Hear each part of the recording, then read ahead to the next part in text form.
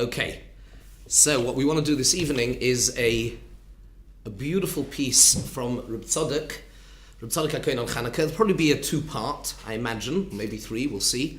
And it's in one of his Sfarim Resisei Laila, it's called, and it's Ois Nun Vav. So you've got the text in front of you. Anybody else want a sheet? There you go. Okay, let's take it slowly. As always, Reb Tzadok's thought is revolutionary and molei chidushim, full of chidushim. So let's go through it slowly. Let's go through it carefully. Inyan hanes de Chanukah. The inyan, the concept of the nes of Chanukah, shehu levadoi me hanisim sheloi nitnu lichtov. It alone, out of all of the nisim, is defined by that it wasn't given over to be written down. It doesn't form part of Torah shebichsav. Umikol mokem, nonetheless, nikva, it is formalized and institutionalized that zichroino l'doros, that its memory is kept for eternity. So its essence, an identifying marker of it is that it is not part of the corpus, part of the body of Torah shebichsav. Nonetheless, it is a Yom Tov for all time. And he quotes the famous Gemara in Yuma, where the Gemara says, it's talking about, on the Pasuk in Tehillim, and it says as follows, Ma shachar soif hakol halayla, in the same way that shachar, the dawn, heralds the end of the entire night, af Esther soif kol hanisim. So too, Esther is the end of all nisim. She heralds the end of an era and the beginning of a new one, and she's the delineation, the demarcation line between nes and that which comes after nes, which is clearly not nes. Teva, whatever we're going to call it. Asks the Gemara, V'ho'ike Chanukah. That's not true. There's Chanukah. Chanukah, of course, as we know, was in the time of Bayis Sheni, and it was definitely a nes. So how can you say that Esther is a marker for Soif Kol HaNisim? It's not true. V'ho'ike Chanukah. Surely there is Chanukah. Answers the Gemara, Nitno lichtov ka'omrinon. There are two structures, two mizgaros of nes. There is a nes that is there to be written down and to form part of Torah shebichsav, and there is another nes, another type of nes, which is totally all about Torah shebal peh. So when we said ayeles hashachar, that just like the shachar is the end of the night, Esther is soif kol hanisim, we were talking about the end of a particular type of nes, the nes which is to be written down, and we were not referring to this other type of nes. That's the Gemara, v'hadvarim yiduim. This is a very well-known and a famous Gemara. And the question on this Gemara is pretty obvious. If you had to choose a metaphor for nes, what would it be? Do you think you would choose as a metaphor for nes light, day, or darkness, obscurity, and night? I mean, what does the word nes actually mean? We all know. The word nes actually at its root means a banner. V'son nes l'kabetz kol yoseinu. Something that it's held aloft. It signposts quite clearly Hashem's existence. That's what it is, and that's what a nes means. And therefore, surely, what would you identify a nes with? With light. No, not with. And yet we're saying Esther is shachar, but that's because it's the end of the nisim. So the period of nisim is identified as being night. What's going on? Ulechura asks Reb Tzadok. Ulechura ma bekach where he actually starts with the second question first. I jumped the gun a little. Ulechura ma bekach deloy nichtav. So what? It isn't there to be written down. Soif hayon nes. At the end of the day, it's a nes. Who cares how it's recorded, whether it's recorded in written form or it forms now part of our oral tradition? What difference does that make? Elementally, essentially, in the quality of the nes, what difference does it make? The Gemara is identifying two totally different structures of nes. In what way do they differ fundamentally? Surely they only differ in the way that they are recorded. Va'adayin ein Esther. So at the end of the day, there was a nace after Esther, the nace of Chanukah. And therefore, your statement, the statement of the Gemara that identifies Esther as the end of all nisim would still appear to be inaccurate. Because there was a nace afterwards, which is the nace of Chanukah, which is identified by Chazal as a nace. So what difference does it make whether it's written down or not? That's question number one. And the second question is what we mentioned, V'gam madehim shel kol hanisim l'layla. That where the nisim are compared, the analogy is to that of night, and Esther is l'shachar. Well, im ha-nes hu oir, but surely if the nace of Esther, if the nace is light, then Harei kol hanisim gam ken hoyu meirim. Oid yoser. Surely all the other nisim were even greater. What was greater nace? Let me ask you a simple question. What was a greater nace? The nace of Yitzias Mitzrayim or the nace of Esther? Which was a greater nace? Probably Mitzrayim. Yitzias Mitzrayim, of course. And it's evident from the Gemara. De bepesach yotzu me'avdus lecherus. In Pesach, there was a clear transformation, a turnaround from servitude to cherus. Whereas the Gemara says itself that when it comes to Purim, the Gemara says the famous phrase, Akati avdei Achashverosh anan. We were still subjugated and we had to have our allegiance to Achashverosh. We weren't free, we weren't totally emancipated. Yay, there was going to be no genocide. Let's have a party. And that's great. Yeah, it's nicer to have your head attached to your body. We get that. But surely the difference. So therefore, and yet we're identifying Yitzias Mitzrayim in that Gemara is identified as what? As darkness or as light? As night, as darkness. And Esther is the shachar that's at the end. It's not adding up. So there are two questions here. Number one, why is it relevant how you record the nace, whether it's recorded orally or it's written down? What difference does it make? At the end of the day, it is still a nace. There was a nace after Purim, and therefore the question of the Gemara would appear still to stand. It's not Seif Kol HaNisim. There was another one. And question number two, the whole concept of identifying nace with darkness doesn't appear to make any sense. And this is Reb Tzadok's starting point. So those are the two questions. Can you confirm why nace is compared to darkness? That's the question. It shouldn't be. That's very good. That is exactly the question. That's what I said to you before. If you had to choose a metaphor, simile, whatever. If you had to choose a way of characterizing nace, it would be light, not darkness, because what it does is it heralds, it signposts the existence of the Rebbeinu Shalom.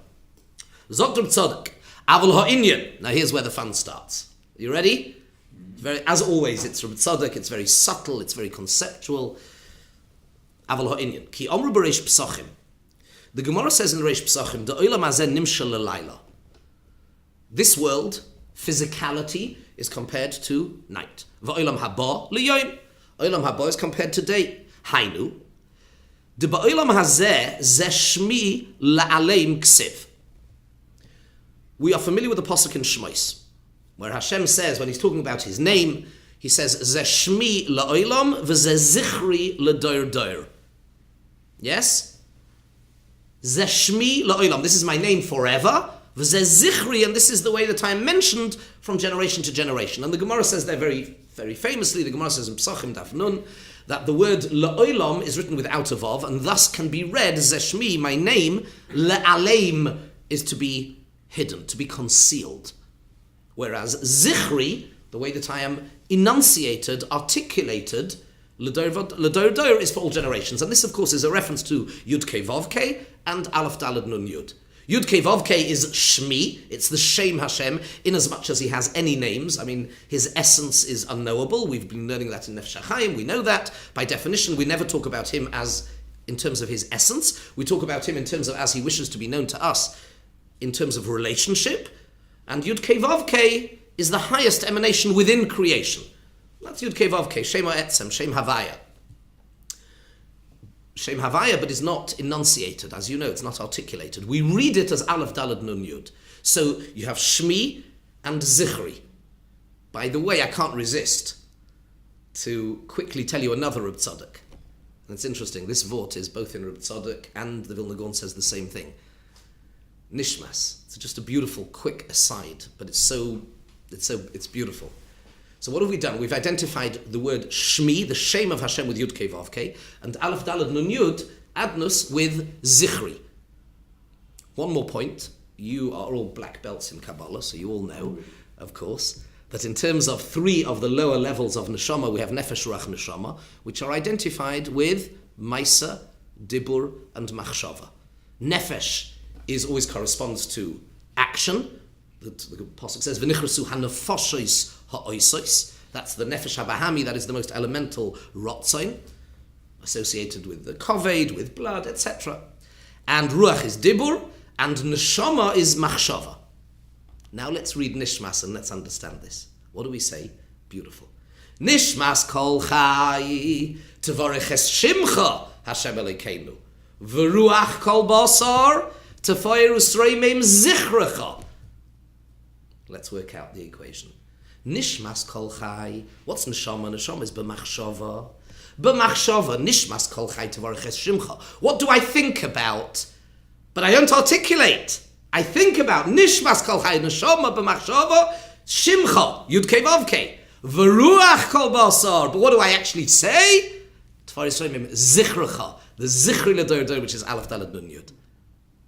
Just an insight into something we say every Shabbos, and the realization that it isn't just lyrical though it is, beautiful though it is, but it's not just poetic. It's deep. There's Torah in all these things. Sometimes we're granted a glimpse of these things. That was an aside. I hadn't planned on saying that actually, but couldn't resist when you can see that pasuk says Shmi La'olam. So again, back to Tzadok here. That's in Pri Tzadok in Parshas Pinchas, if my memory serves me correctly. Anyway, Zeh Shmi La'olam, La'aleim Ksiv, to be hidden. What does that mean? Now the fun starts really. The hakoras ha'emes la'amitoi de shem ha'havaya shehi midas ha'emes leYaakov Avinu olav hashalom ne'elam ma'oid ba'olam hazeh shehu almo de shikra. The recognition of ultimate truth, emes la'amitoi, of Hashem's havaya, his essence, his existence, which is the midah of emes, for Yaakov, which is Yaakov Avinu's midah, ne'elam ma'oid. It is impossible. It is impossible to appreciate the truth, the absolute truth of Hashem's existence in this world, because the whole concept of this world is a stage to conceal reality and to give reality a gloss, a veneer, a superficial chitzoniistic, an external shell where we confuse reality with illusion. D'chol inyon of adargia kemidas loshen sheker. Veheim hama'apilim u'ma'alimim hakoras ha'emes de'ein oid milvadoi mamash shum metzias klal. The reality is, and again, we can't really go into it this evening, and it's a big sugya in Kabbalah, so I'm told, and that is, Tzadok talks about it elsewhere, in Kesat Tzadok and elsewhere. There is, I'll just mention the concept. There is a dimension where there is ein oid milvadoi, yichud Hashem. There is only Borei Olam. And that dimension exists somehow in parallel with our perception, our dimension, where there is something that's other than him. There is you, there is me, are you with me?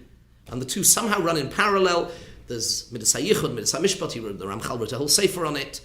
This is the interface from before creation to the act of creation, where now we are within this, we cannot perceive of anything beyond that. Hashem was above time and space and created it. But we need to know that the truth is, Hashem hu Elokim b'shamayim imal v'aretz mitachas ein oid milvadoi. V'dover zeh ein nika ba'olam hazeh rak derech emunah. How do we attach ourselves to that concept? We have to believe. We cannot know it. By definition, it's unknowable. But we need to know that there is ein oid milvadoi. In this world, the way that we grasp this knowledge is through emunah. Ketam ve'emunoscha ba'aleilos. What do we say? Ve'emunoscha ba'aleilos. When we are in a dimension of laila, of obscuring reality, inner reality, then what keeps us going? How do we connect to the reality when I don't see? Emunah. When Hashem says the way that my name is written is, but it's read otherwise, it's written Yud Kei Vav Kei, but it's read Aleph Dalet Nun Yud. What does that mean? What does it mean being read? Now here we're beginning to delve. Listen carefully. Reading. Ani Nikra. We're now going to talk about what it means to have something read and something articulated. Can you see where he's beginning to go? Teresh B'chsav and Teresh Ba'al Peh. You can see where he's beginning to go? Giving you advance warning. You can see where he's going. So we're seeing this in the Shem Hashem. There is a Torah Shebechsav in the Shem Hashem, and there's Torah Sheba'al Peh in the Shem Hashem. The Torah Shebechsav is Yud, Hey, and Vav, and Hey. Total existence. Havaya. And that's what it says there on the parchment. That is written. But it is read, it is articulated, enunciated, Aleph Daled Nun Yud. Let's go further. What does that mean? Musig b'fi hanivroim. How is this grasped in any way in the hearts and minds of creatures? Rak derech shem ha'adnus. Only through the shame of Aleph Daled Nun Yud. Rotzalema. What does that mean? What does Aleph Daled Nun Yud mean? Anybody? No? Translate. What does it mean? Adnus. Aleph Daled Nun Yud. What does it mean? Translate it. Master. Boss. Hakoras Adnuso Yizborach. The recognition that Hashem is the boss. V'shehu melech ha'olam. He's in charge. U'malchusoi b'koil mashallah. His dominion is total. In other words, that is the way that we, and again, if you know anything in deeper thought, there are three shemas of Hashem that in the structure, Ekya, Havaya, and Adnus, and the way through, without being too Kabbalistic, the way, the approach, and by the way, this is Ahava and Yira also to some extent. What is our starting point in our Avoida? Ahava or Yira? Yira always, well done. But in the Avos HaKadoshim, who comes first? Avram comes first. Reb Tzadok in Takonos HaShavin answers that question. Do you remember we discussed it? What's the answer? Is it top down or bottom up? The Avos with the Merkava L'Shchina, Hashem's emanation within creation, and how his midos filter down through us. They start always Chesed Ibon. It starts with Avon. It filters all the way down. But we who have to approach him, how do we start? What is our haschala? What is our entry point into the world of Avodah? Always through Yira. Always through Avodah, through Emunah, through Adnus. Aleph Daled Nun Yud, that's din, judgment, justice. That's the starting point. Accepting his sovereignty, accepting his authority. V'after ba'ir pnei melechayim, mikol mokim hu derech kamot tzimtzumim u'mesochim v'aspaklariyos she'in meiros liros ha'amitus mamish. Even though HaKadosh Baruch Hu himself, kiviyochel, is oir pnei melechayim, the countenance, the shining light, the countenance of the living king, but it is concealed, layer after layer after layer.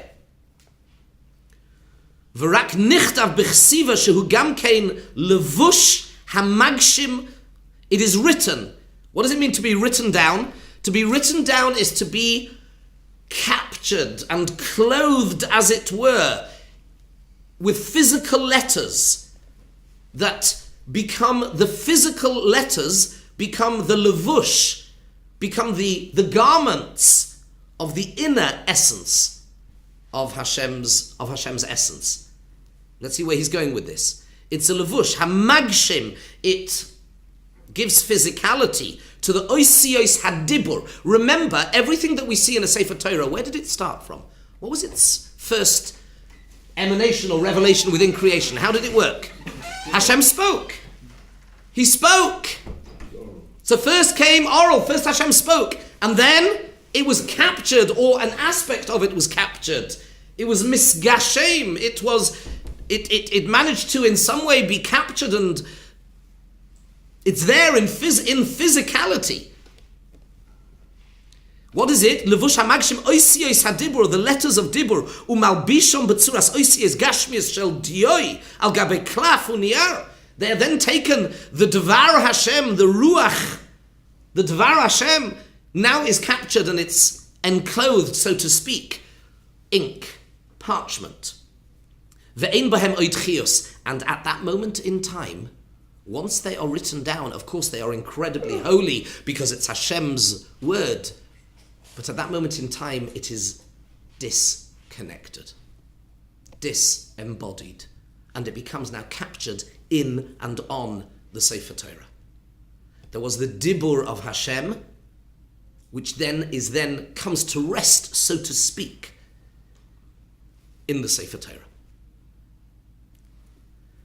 That's his lashon. Ve'ein bahem oid chiyus sheyesh b'dibur. Relatively speaking, when Hashem is speaking, that is his dibur shehu ruchni. That is ruchnistic, that's spiritual. V'yotze mipeh chai medaber. It is emanating from Melech el Chai v'Kayom. It's Hashem's chiyus. Vayipach ba'apov nishmas chayim. Hashem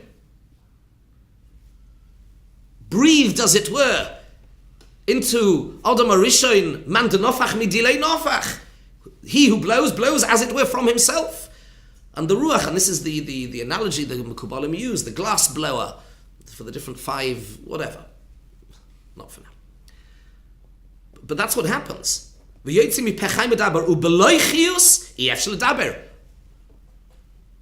men don't speak. That's actually not quite true. That's actually not quite true. There's a beautiful, not for now, but remind me at some point, tell you there's a most beautiful Rabbi Yitzchak Isaac Chava in Torah, where he in Torah, where on the Malas HaTorah, where he explains that when Chazal say that the lips of a tzaddik move in the kever when their Torah is said, it's not hyperbole, it's not an analogy, it is literal, and he explains logically why it is. But that's by the way, but again, because it's connected back to Chiyus. But not that's really not for now. Ubeloi Chiyus yefshel ledaber. Without chiyus, generally speaking, if there is no life in an organism, there can be no speech. Ve'ein murgish l'shomeya. I'm here at the moment speaking to you.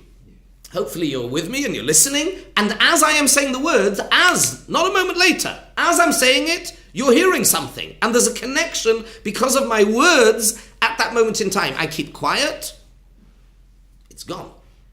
You can contemplate, you can reflect, you can try and work it out, you can analyze. But the point of connection, the existence of the Torah is only at the moment that I'm saying it. I stop and it's gone. Whereas if you write it down, it's captured, it's there. Disembodied, but captured.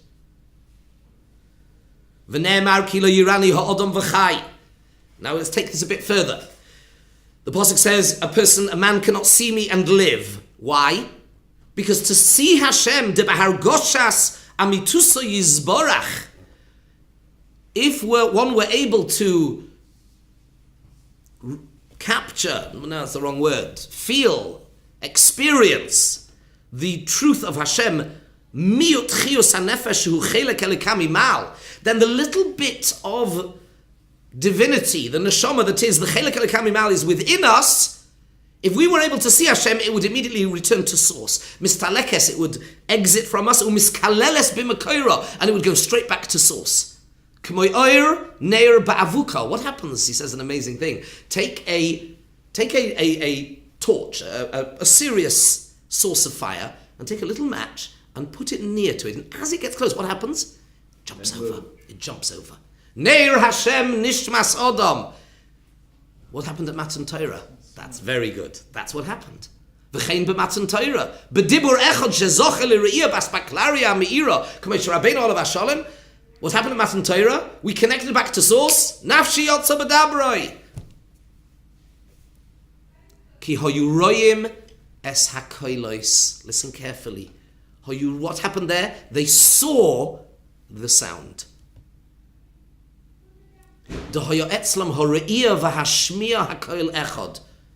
At its source, there is no particularity, there is no specificity, there is no disconnect. At its source, Hearing and seeing is all. It's one thing. It's the Dvar Hashem at its source, but then as it flows down to us, to the world of where it's no longer echad, to the world of base, to the world of multiplicity, complexity, many different things, then there comes splitting off. And then we have things which are seen and things which are heard, and it gets split off. Because at its root, then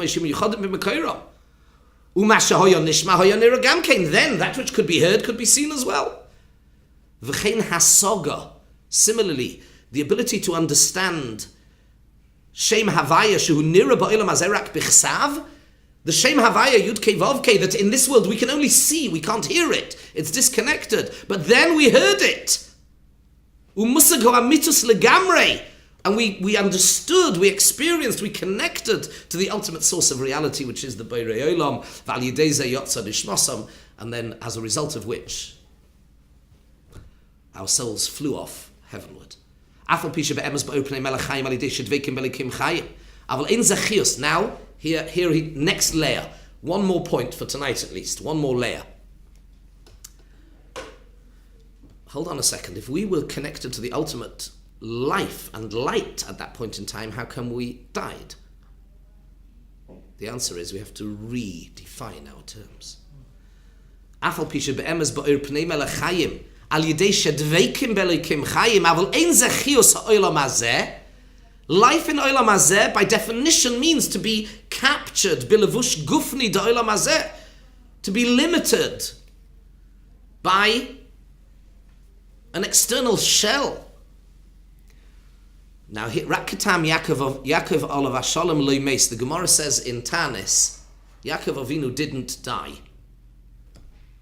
You've learned the Gemara in Tanis Tafei. The Gemara says Yaakov Avinu didn't die, and the Gemara says he's now going to explain what that means.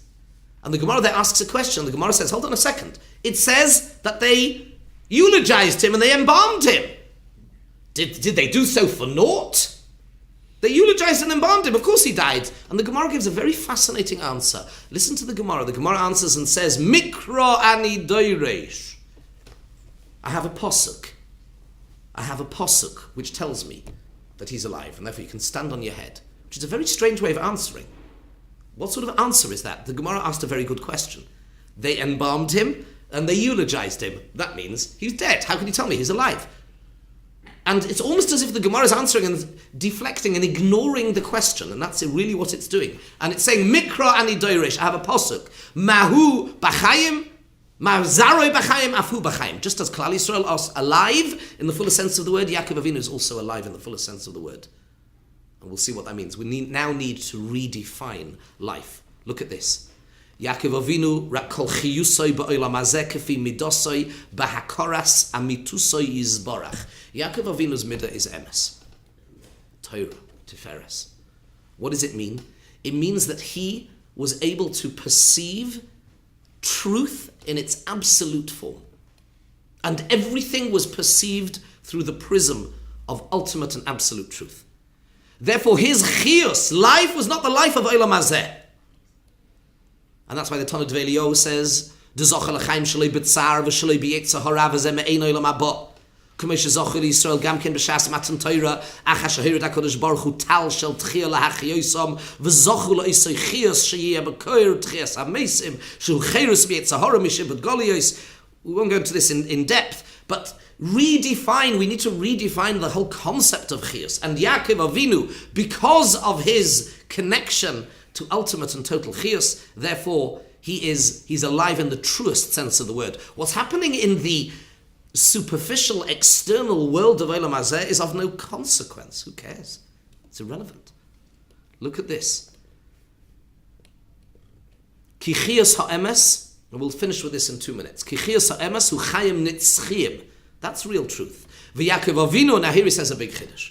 V'Yaakov Avinu alav hashalom shehu sheirish midas ha'emes vadai zocha lekach. And this is classic Reb Tzadok.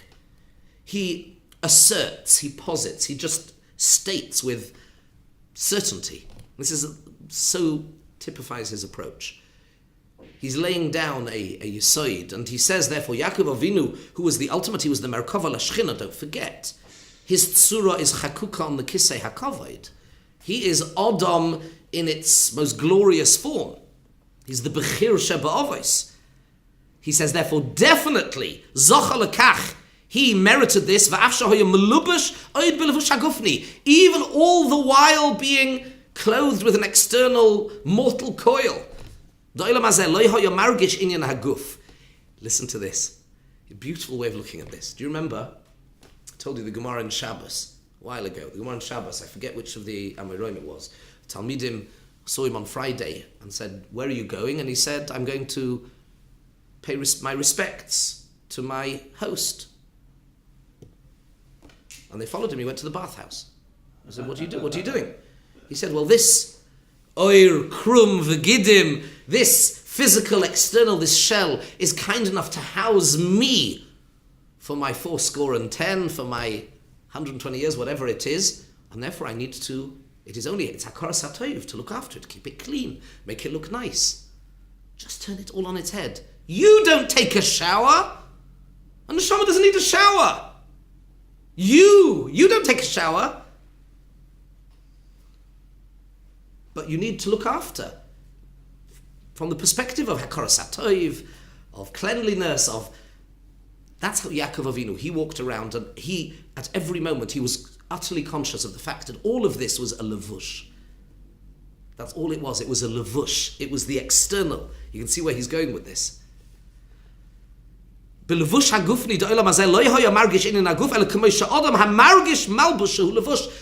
know that this isn't me. My shirt is not me. I know that. That I know. That's what Yaakov Avinu understood and felt. And therefore, it came to the point when he passed away, what did he do? He slipped off. Slipped off. He just took, like a person takes off a jacket, he divested himself of his guf. We'll continue Mitzvah Hashem next week. We've made a bit of a start. We've laid down a little bit about Torah Shebichsav, Torah Sheba'al Peh, seeing and hearing, and the definition of Chayim and Chiyus, and we need to move on to Chanukah in Mitzvah Hashem next week. A lot more to be done, but I think we're hopefully laying down the foundations for it. Very little.